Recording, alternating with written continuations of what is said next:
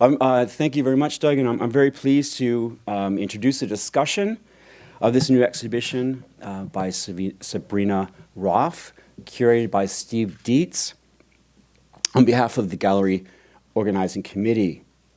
This exhibition comes at a very interesting time, a time that could be said to be a part of an important new turn in art and theory that we might call an ecological turn. An ecological turn that might involve ecological models of production and interpretation, in conjunction with another important strand of contemporary thought, which involves object-oriented philosophical pursuits. Like all turns in art and theory, this one is very much connected to societal changes. We can glimpse these changes in the emergence of terms like sustainability. Sustainability indicates new forms of being in the world where humans are no longer separate from the environments that sustain them. It references the need for developing new ways of thinking about our independency with nature, ways of thinking that no longer rely on a human nature or subject-object divide, but which instead seek to model new forms of agency that can span such categorical distinctions. This ecological turn, if we want to call it that, is not about a return. It's not about a return to some idyllic or romantic past notion of a past unsullied by technological change. Rather, it's a call for concepts that can work in conjunction with technological change, concepts that can allow us to work across the biological, the technological, and the urban, capturing the dynamic interrelation of processes and objects, beings and things, patterns and matter. Through such ways of thinking, we can explore how elements of complex systems, whether human, technological, or natural, can cooperate across many domains, many different domains of contemporary life, to produce new assemblages that can bring together and redistribute the faculties of humans, machines, and things. We're not only talking about forms of thinking, but also forms of existence, forms of being, forms of living. In all of these regards, Sabrina Roff has an exemplary practice. In our very short discussion today with Sabrina Roff and Steve Dietz, we will take time to consider some of the implications of this work, which in many ways challenges all of our formal and interpretive models. In fact, we're at a time in history when the interpretation itself has to be as inventive as the work, including its formal arrangements, such as in the structures of panels such as ours today.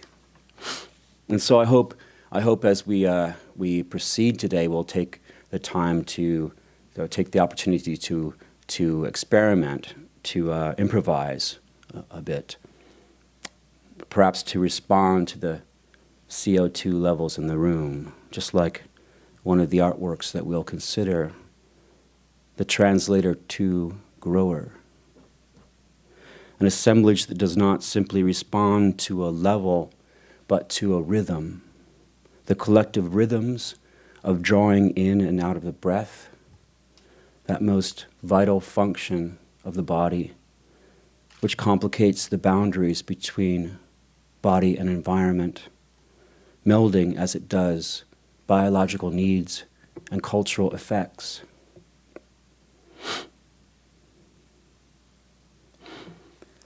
And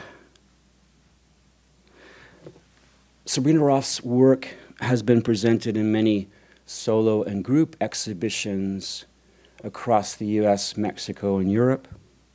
And we're privileged to have here at Cal IT2 4 different bodies of work, I guess we could call them, curated by Steve Dietz, the artistic director of the 01 SJ Biennial in San Jose, California, and artistic director of Northern Lights, a Minneapolis agency that presents new artworks in the public sphere.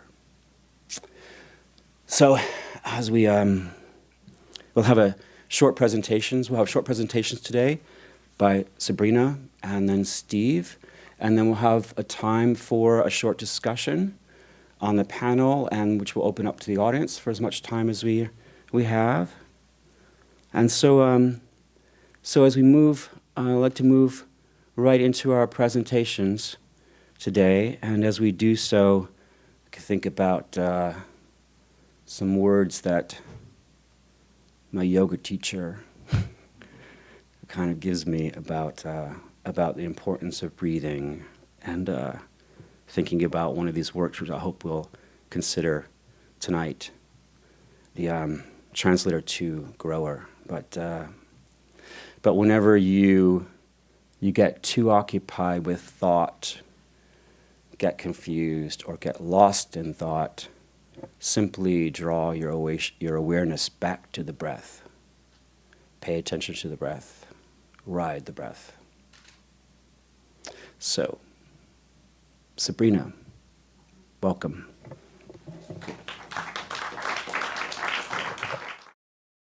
So thanks again very much for having me. It's been an amazing experience creating a couple of new works actually while here last week, and working with the incredible staff here.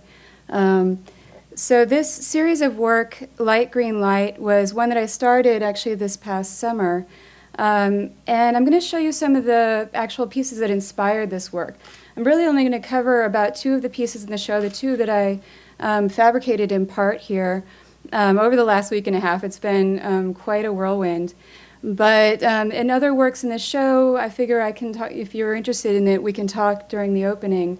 But some of the works that inspired this Light Green Light series was going back to really basics. And the grower was a machine that I built in 2004 and 5, very complex one. And I needed to sort of refocus and recenter. I was about to start a new residency in Denmark with a robotic manufacturing company, which I knew was going to be very complex. So I wanted to make sure that the concept stayed very pure and really stuck with the sort of keep it stupid simple, right? So one of the pieces that I was looking at was this one called Q-Drum.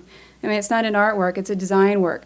But it's a very simple concept, and it's to put a hole in a water barrel so that people, instead of having to, especially women, carry these barrels of water or large drums of water on their heads or on their backs, could just roll it behind them. And this made an enormous difference in the lives of many people. I mean, not only for just the ability to carry more water, less trips, and also the little bit less stress on their own bodies. Women are highly exposed to many diseases at the locations as well where they collect water. So using this drum system with a plastic later on that was an antibacterial plastic helped to alleviate some of that. So this was done by brothers, Hans and Peter Hendricks, who live in South Africa but originally from Zimbabwe. I also teach full-time at UIC in the Electronic Visualization Lab, which is somewhat of a sister program to Cal IT2. And one of the pieces that I was looking at there, I wasn't part of the development of, but what I found very inspiring was this piece called the Rain Table. And the Rain Table, as you can see, it's in the center portion of the screen here, is an interactive display where you can, through these small kind of puck interfaces, cause rainwater to fall over geography in the US, but also geography up on Mars, and see how those landscapes were developed, but also today address other issues of watershed. So know where, if there's pollution in one area, how far that pollution will travel and how long it takes for that to dissipate. But then also what else the effects of flooding might be in cities. And essentially when you hold these pucks over a certain area, I'm calling them pucks, I know they have a fancier term for it, but you can cause a very torrential rain and see exactly what that would lead to. And another effect that you can study is where dams come into play and how that affects the water downstream for those populations. So I've got a quick video I can play here of that.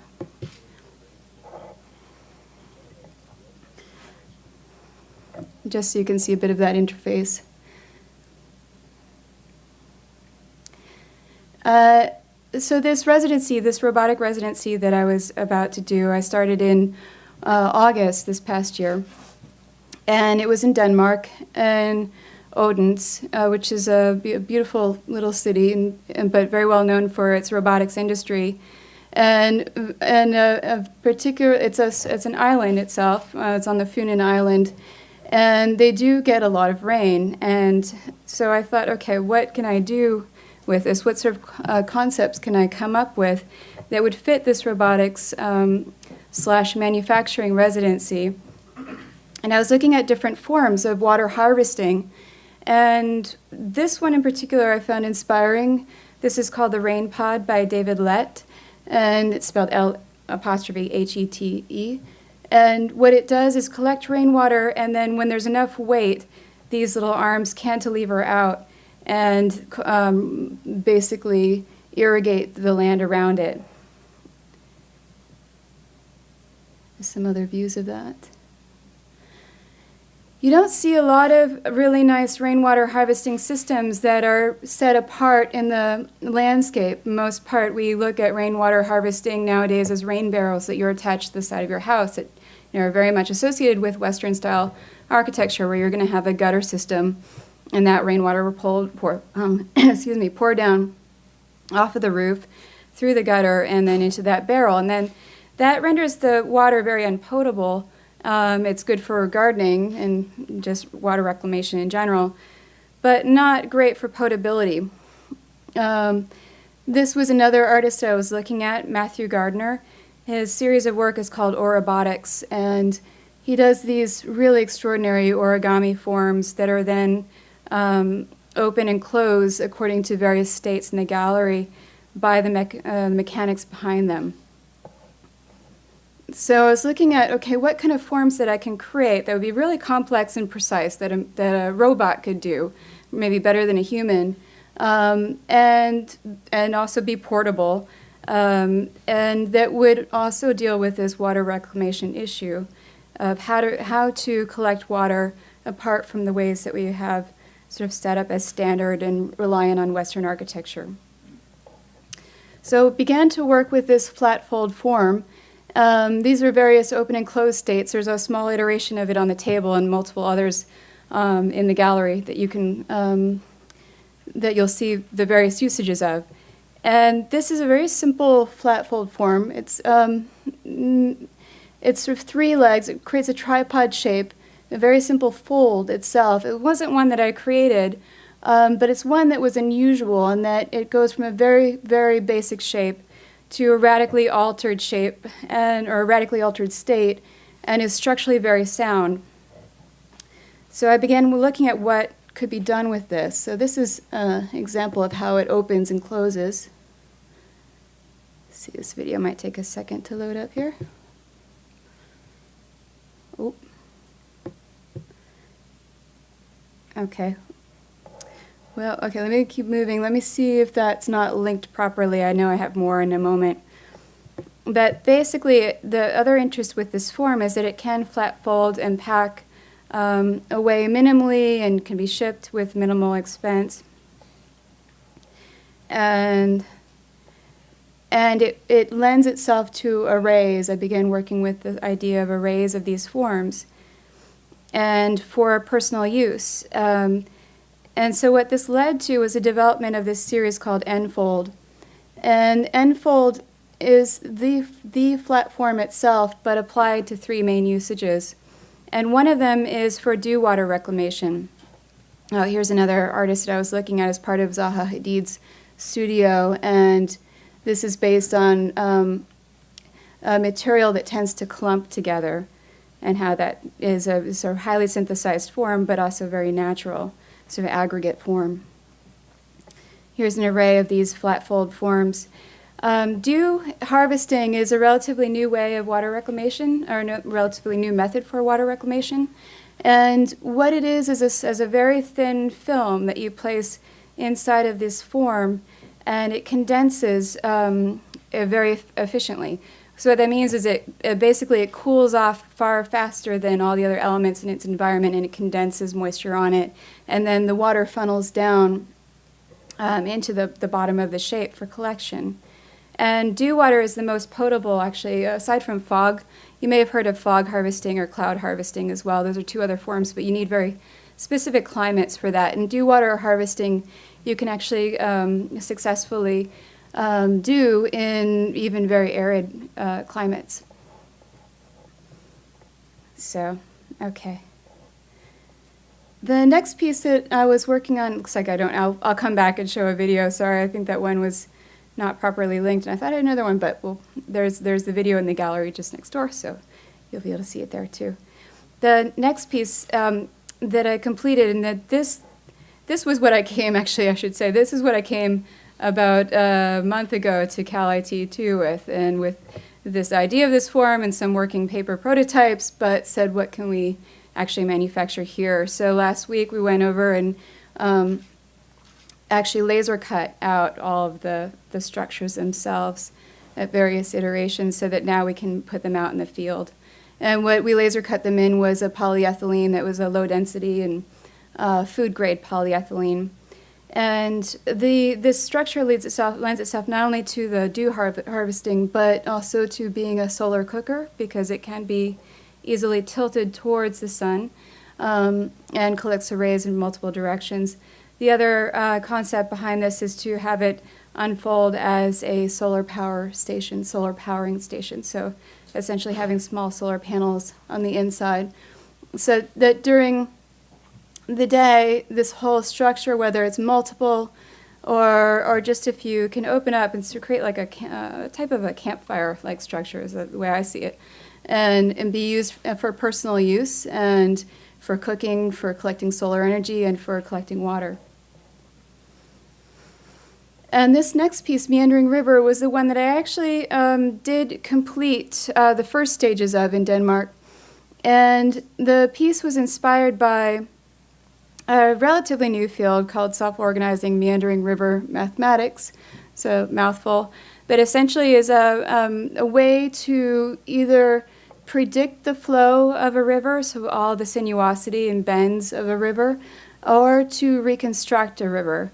And that's actually the primary usage of this mathematics. So what is natural is, sometimes to be debated, like where do you reconstruct a river's flow, what date do you go back to the point of actually it being sort of native or natural.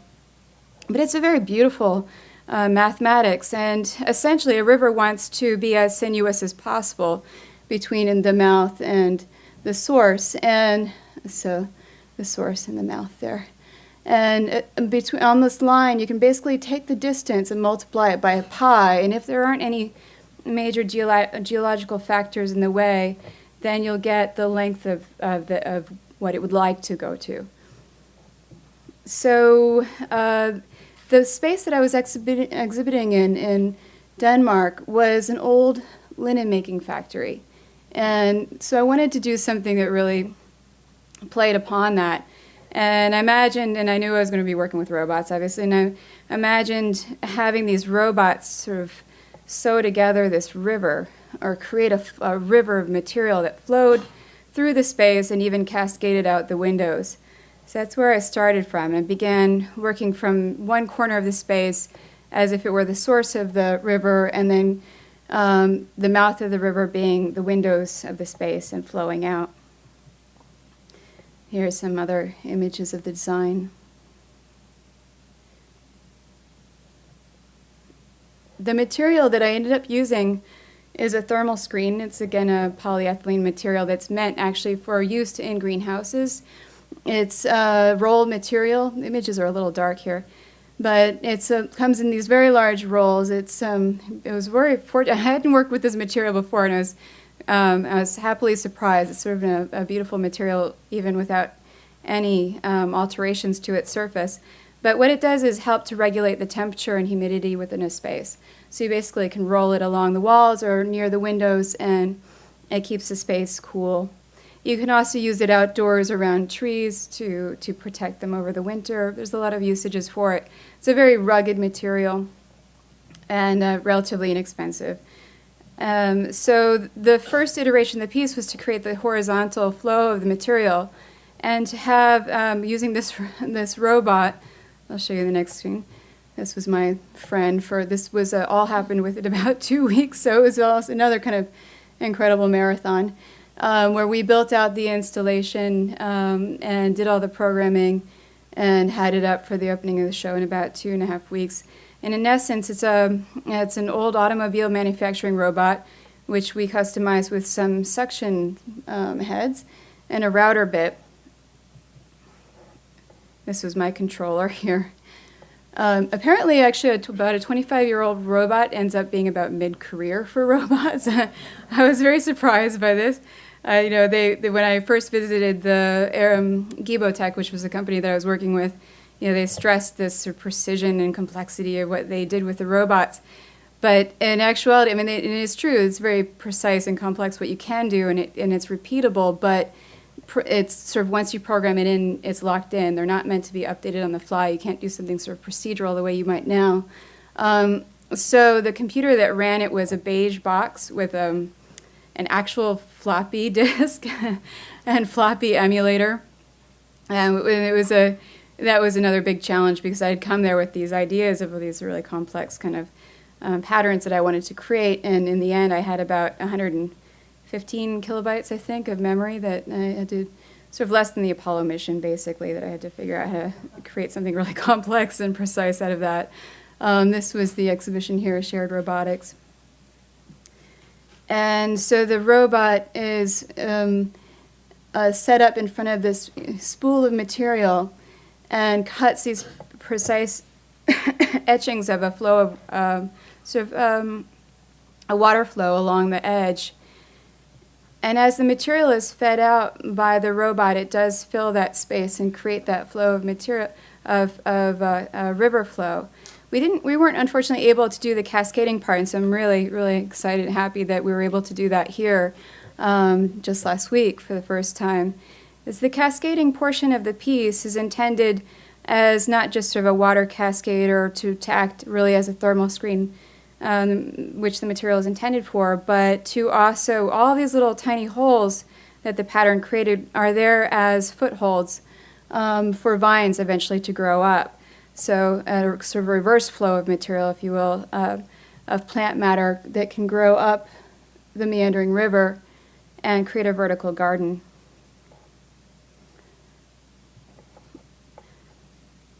So here's a few more images of that. So you can see, it's because the material is corrugated on the back, we cut on the front. The corrugation causes all even if you're drawing in a straight line, the end cut is all these tiny little holes in the material. Again, just to create more of a foothold for plant matter.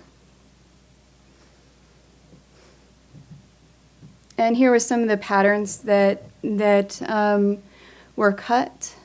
And because of the constraint with the size of the files, I had to be very simple in a way with the patterns. But I think it ended up working up a little better, because something that would be really visible on the side of the building and work well for that context. So it's sort of a very loose wave pattern that goes into more articulated river type flows, and then a bit of these sort of winding walls that go through it. The patterns I was having a bit of fun with at that. As I said, this all had to happen within a couple of weeks. So this is actually all the iterations of Pac-Man. So if you're playing Pac-Man and you want to know how all the ways through the Pac-Man game space, they're in there. Okay.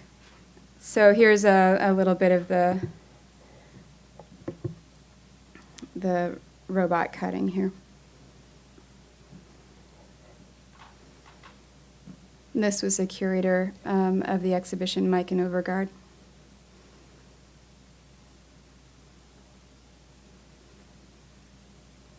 Did it feed the material at all? Or It did. You would pull the material down? Yeah, it's a great question. It did, through the two section heads, it would turn sideways, pull the material down, and then flip over again, and then cut the material. So here are some images of it here.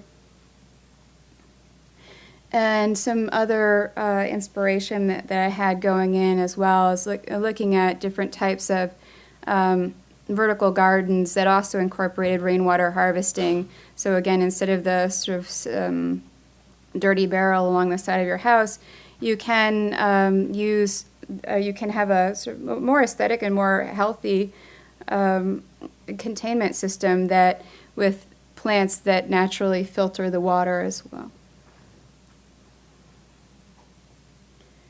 Okay.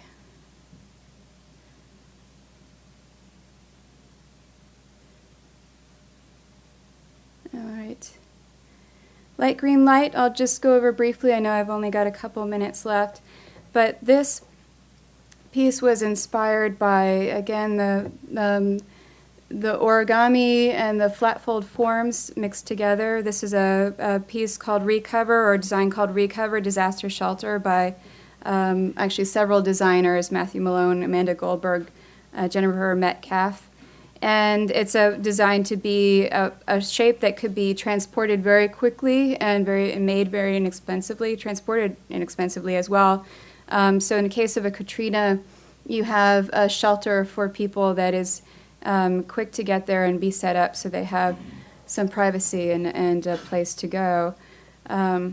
Another design that I really loved, keeping with that simplicity, is this public shading or public space shading canopy by Pablo Sedaris, which is just a simple DIY kit that has this piece of yellow material, sort of stretchy material, and a wrench and some wire, and by putting it up, you immediately create a social space for people.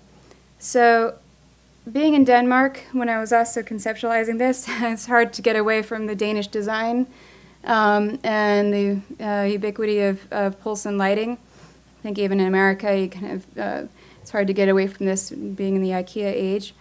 But I began thinking about these lights and how interesting it might be if you had a light that could actually unfold and be a shelter itself. So you sort of created the warmth of that, used the warmth of that light, and then further extended it into this shelter form.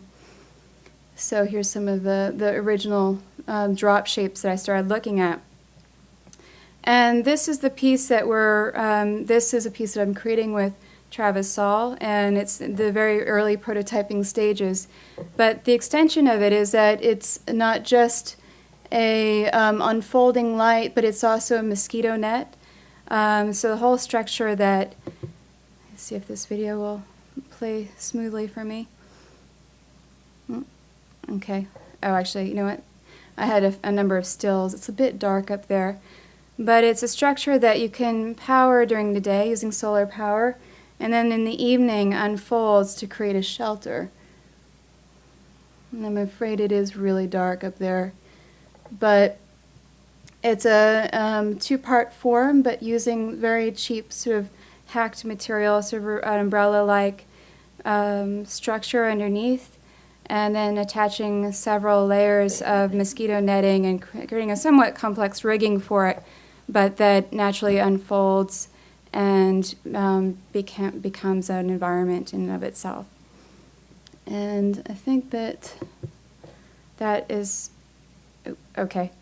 I should probably stop there. Okay. There's a few other pieces on my site more recently, a curtain wall piece, but which got me into working with public and site-specific sculpture. So for another time. Okay, thank you.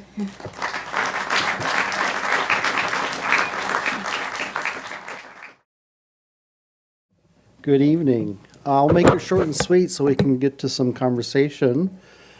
But I think it was really important and excellent to see Sabrina talk about some of the work and the thought behind it. So that was great. I want to first of all thank Trish and Ricardo for the invitation to curate an exhibition here, and it's been a really fantastic opportunity, and also Jordan for his very eloquent introduction, which I think did an excellent job of contextualizing the work in some very interesting ways.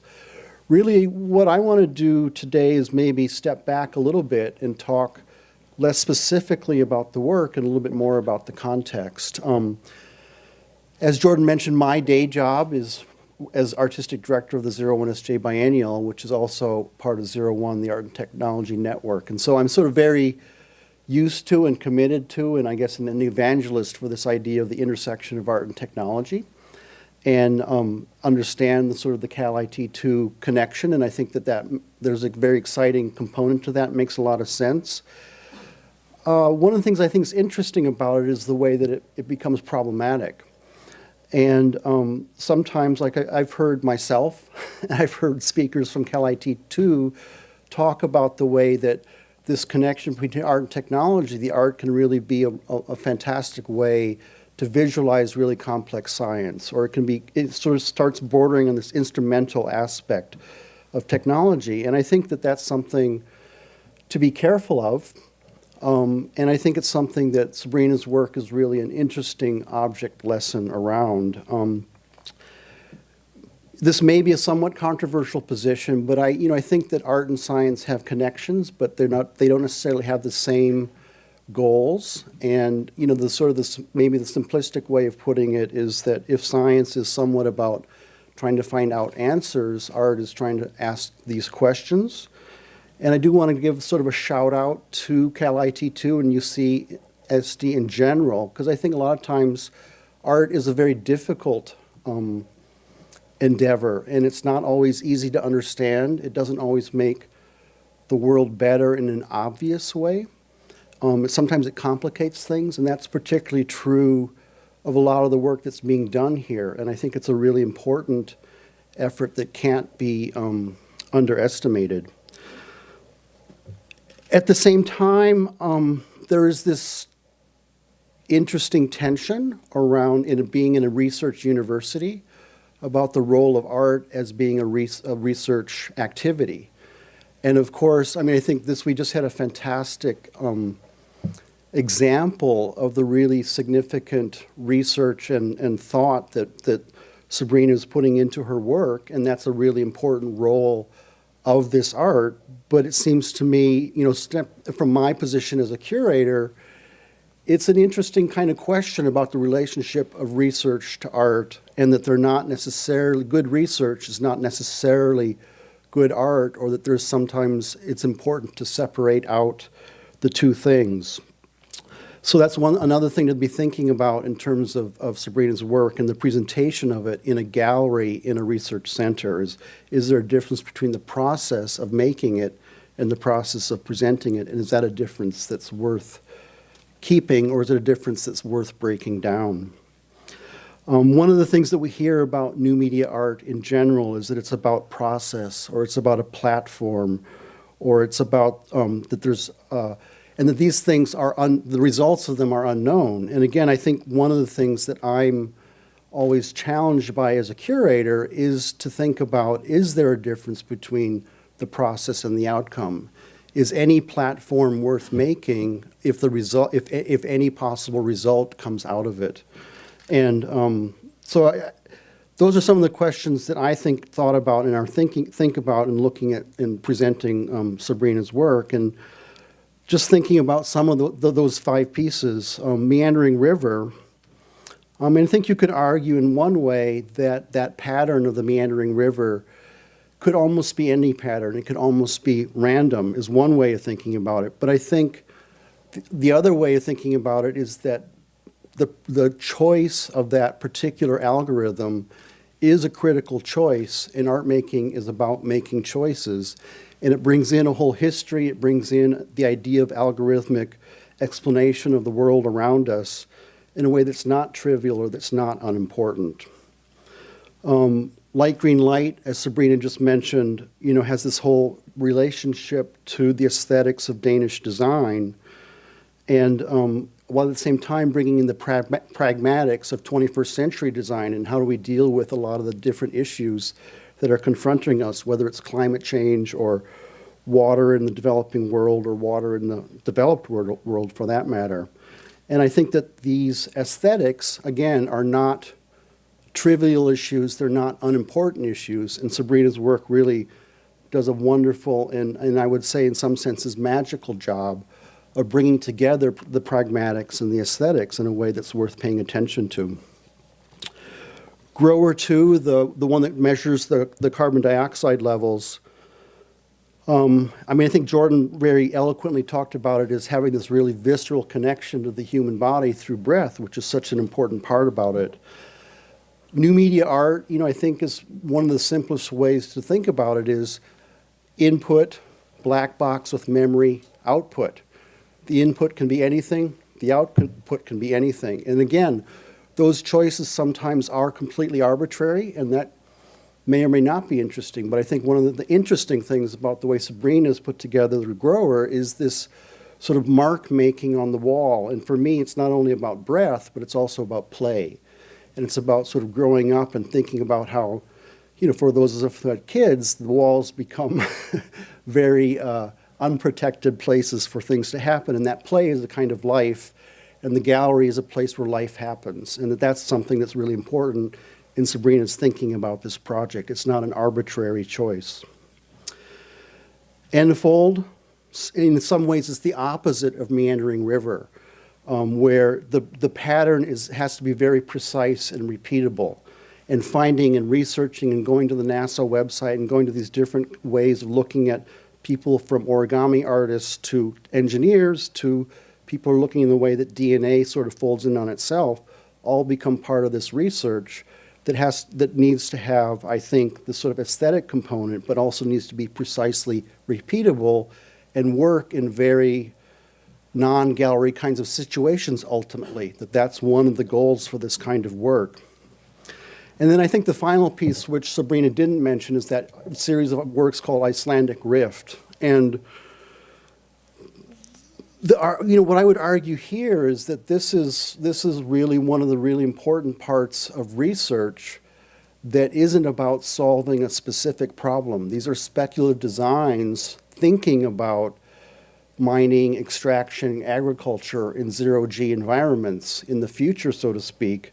They're not intended as objects that, like Enfold or like light green light, could solve a particular problem, but they're intended to make us think about these problems. And I think that in a research university, this idea of the design probe is a really critical one that artists and designers can bring into the research situation without solving specific pragmatic problems. And I think the Icelandic Rift is really a very magical and wonderful example of that, that's legitimate and important in a research university. So I just want to say thank you to Sabrina for this wonderful work, which is both pragmatic and poetic. And I want to thank UCSD and Cal IT2 for the work that you sponsor here in many, many different ways. It's critical work, and it's important that it gets done and that there's a place for it to happen like UCSD. Thanks.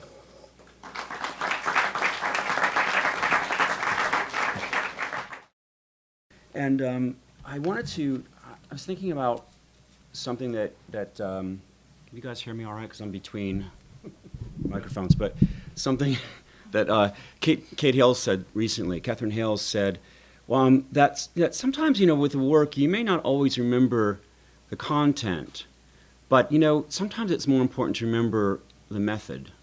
And sometimes methodology can be more important or equally important,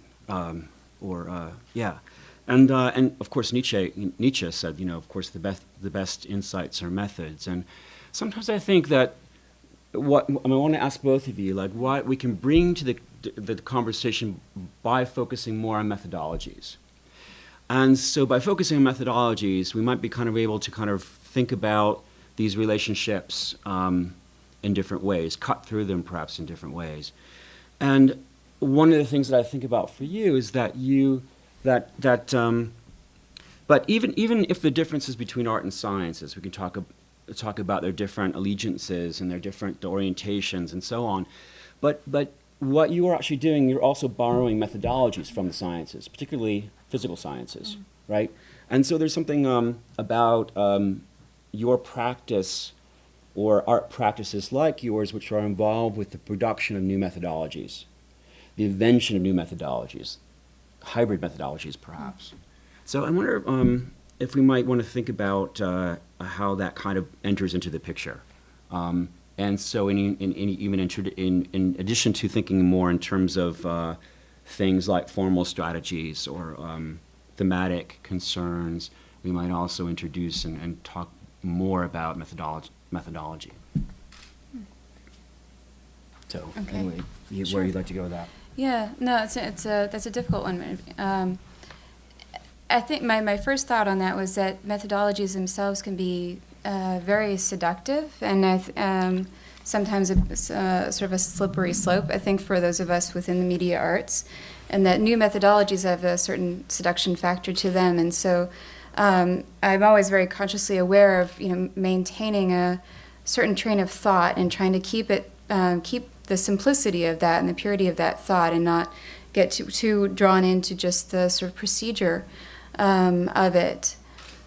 But that said, I think methodologies that allow us to propagate the work out to more people, that's a real area of interest to myself, and I think to a lot of new media artists as well, is a really important area of sort of how to get outside of the gallery, what sort of, whether they're material science method, or manufacturing methods, ways that artists can integrate into those industries and use those means to propagate their work and reach further audiences and to create work that feel very, socially relevant today and not sort of isolated. So. I think I would say the derive is a methodology, and so it really something new, which I think, again, I'm not necessarily responding specifically to the question, but I think there's one of the things I'm interested in is how art and technology participates in a larger art discourse and is part of it, and not always just separate and completely new from it, so to speak. But I also think that methodology is somewhat akin to platform, and the idea of creating something that people can use in different ways. And I think that one of the most difficult tasks, I would say, of the artist is to create platforms or to use methodologies in a way that the results are of interest, that they're challenging, that they're more than, Kilroy was here or whatever. And so I think that the way an artist, the choices he or she makes in deploying the methodology, again, are not robotic and are not unimportant. And I am interested in some sense of result and not just the process of the methodology. Okay. All right. Great. Bring up one more issue, and then we can open up the discussion to the audience, perhaps, because we're actually on a very short time schedule here. But the issue I want to bring up is agency, really. And I think about in the work that how much of work now really doesn't necessarily adhere to questions about the production of subjectivity, and much in the way that a lot of work did before, earlier times. And that the relationship between the viewer and the work is not really the sort of the primary concern. That in fact, it's not necessarily really about that specifically relationship so much as it is, and with that maybe attendant concerns around spectatorship, for example. But instead of that, about a kind of redistribution of agency. And so when you think about the work, and when I look at your work and I think about, all right, what is the agency in play in the work? And that kind of like, supersedes like all those sort of previous questions that I mentioned.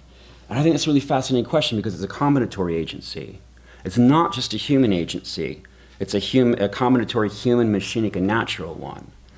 And so I wonder if you think, or how you, maybe just take off from that question a little bit, what you think of if you think about agency and where the agency resides in the work, is that a concern for yours? Yeah, absolutely. I mean, absolutely. That's a great question. Well, in the case of The Grower, though, with that piece, I was really interested in creating works that responded to the environment and would reflect back on the community more about the environment, about the flow of people through the space, about how to read that environment, the quiet moments in the space, in a way that was really tangible, but without sort of instruction. So just seeing this cross section of a field of grass, and then understanding, well, the grass is very high and this space is very sort of healthy, or the space is, or the grass is lower and this is a kind of a quieter time, or the space is well supported, not so well supported. So that's maybe not so much agency on the viewer, or it's just it encourages their attendance essentially. And with the more current works, I've like many other people gotten more interested in the open source culture, and with these newer works, I mean, distributing these at least the pattern at this point for the flat fold forms, so that the people can not just sort of experience them, as you say, sort of visually as a spectator, but then they've taken that model and can then use that model and propagate it out themselves, or sort of whether it's DIY it or remediate or rehack it or whatever. But then that becomes their participation in the work. So it's not just sort of this purely creating an experience for that moment, but something that can take on future forms with other people's participation. I imagine that's also, I mean, for you also in your curatorial role, like that a lot of the work really that you present, that you research and present, doesn't necessarily really adhere to those kinds of distinctions so much, and sort of the situated in that way. But I really like that you, when you say also encourages attendance, because that also means like, okay, well, encouraging a kind of being there, or being present, or attending something that may take actually really unconventional forms. And certainly, I think a lot of the work you are doing also might be thinking about what kind of forms of attendance or modes of attendance the work that you're looking at compels. Yeah. Yeah. I mean, and I think that you're also right, you use the term atomize, and I think there is a lot of work that's interested in attendance, but in an attendance that's sort of not just of the individual, but of a culture or of a neighborhood or of a country, and how do you create works that aren't just about reproducing the individual and are looking at a more socialized context for the response, and that's a difficult thing, but I think it's a really interesting thing that some of this work moves toward. And I think earlier forms of attendance, you had especially the pitfall in the new media arts of this kind of blip moment where you would have that push of a button, or this immediate responsiveness, or people expected that immediate responsiveness of sort of having their moment interacting with that piece be registered immediately. But I think there's so many more interesting sort of data visualization routes that people have gone in recently, where you really you reflect back on that in community and that region, and sort of larger, even international communities. And so you expand out that attendance, and you expand out that sense of sort of caring or ownership of that community as well through those means. Yeah. Well, yeah. I mean, I think you can you find both people maybe meeting in the same place even, and but it's what I hope is that it inspires a sense of reflection. I mean, this is a grower is a piece that grows grass. So it's sort of saying, this is time to sit down and watch the grass grow, or the Enfold or Meandering River. Those are ways of caring for that environment. There is an industrial process, and they're socially responsible themes that I think are very, not specific to the arts, but I hope it inspires a sense of reflection of that particular place. That might scare me a little bit. But no, I think it's just you're reaching audience, and you're creating a sense of community, and giving these an experience. So whether I've never been so concerned about those sort of crossing those lines. I don't know why it needs to be sort of so clear or set in stone. I think it's interesting sometimes to traverse them and see how far you can go. So I think maybe it's not what manufacturing is not the route, but yeah. Lev? Well, I mean, one thing I would say, Lev, is, of course, you're always right, but, I think so take someone like Olafur Eliasson, who I don't know personally and I've never worked with, but you read, he has a studio of at least 40 people. He's working on 50 projects at once.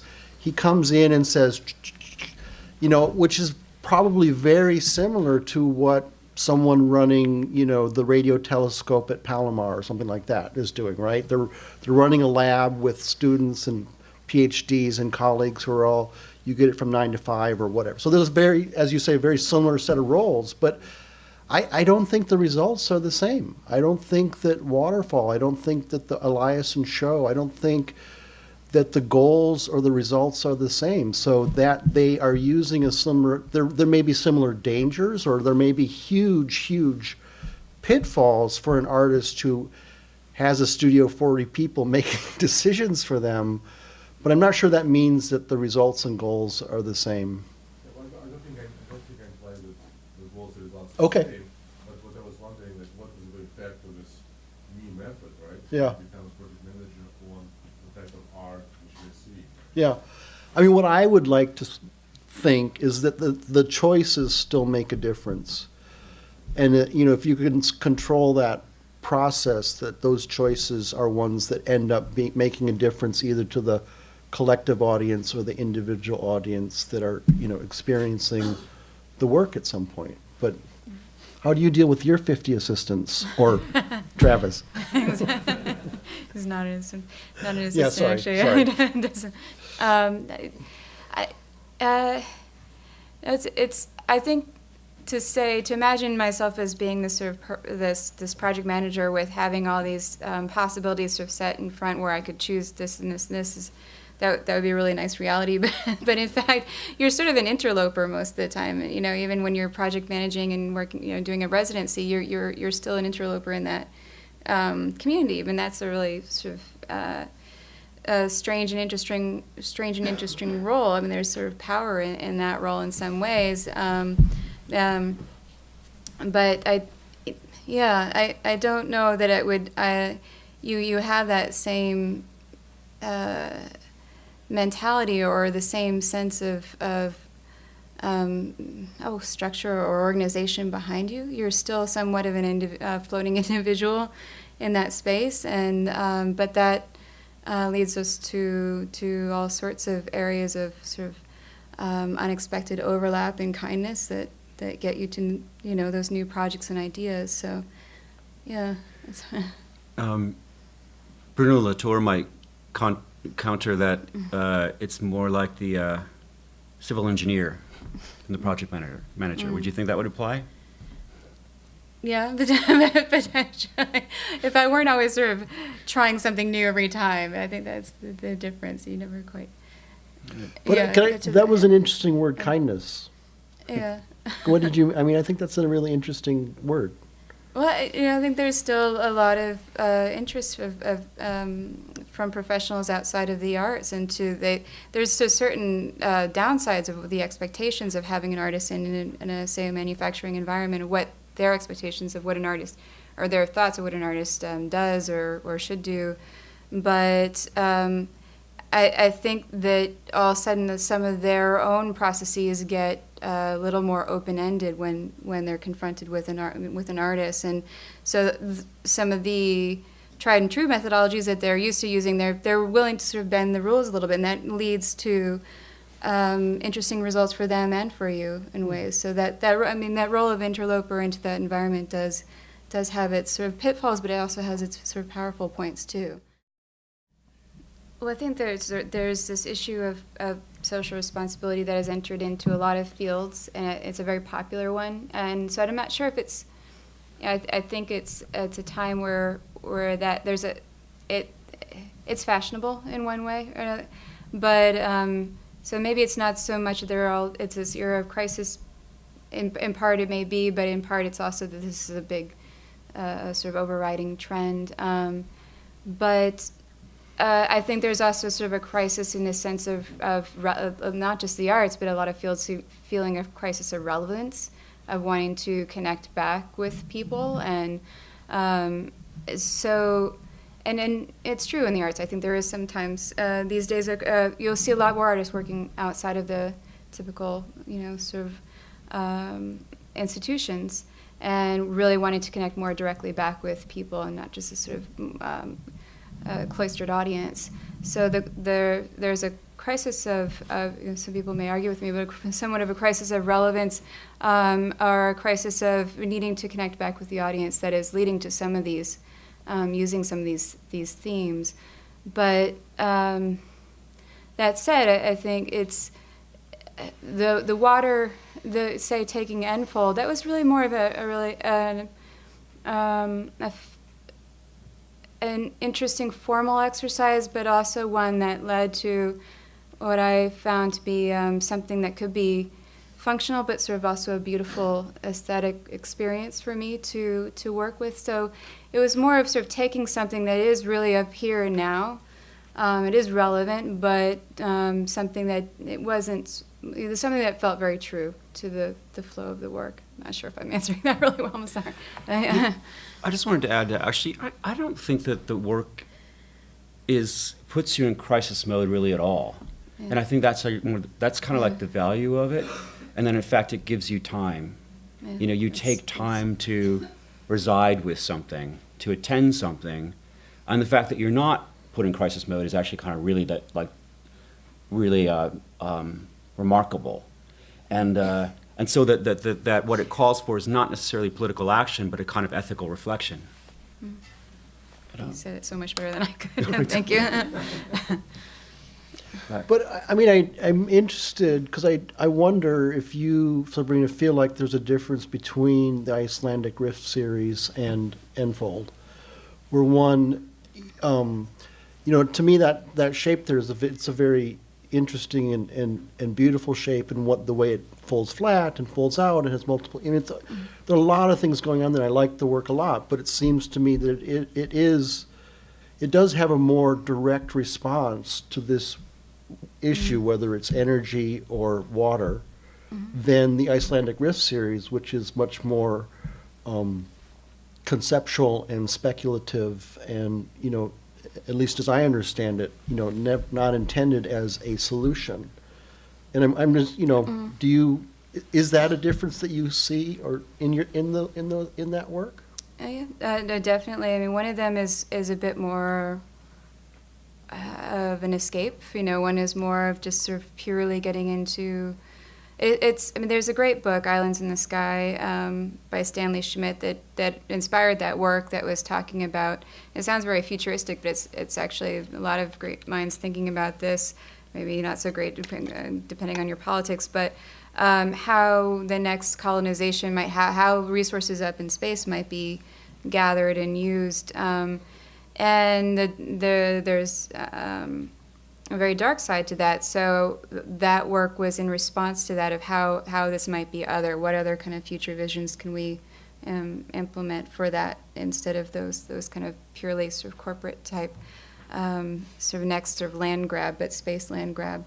So there was that direct inspiration, but that work I really was able to just sort of enjoy the forms of it. And so I think you go through periods where you do want to have that kind of that sense of enclosure when you're making the work, but then other times where the work is so much more about reaching out to others and trying to get a more, I guess, a genuine interaction between yourself and others, rather than this somewhat. Well, I'll just leave it like that. Just a very genuine interaction with, others, and not necessarily ones that are your typical audience. Yeah.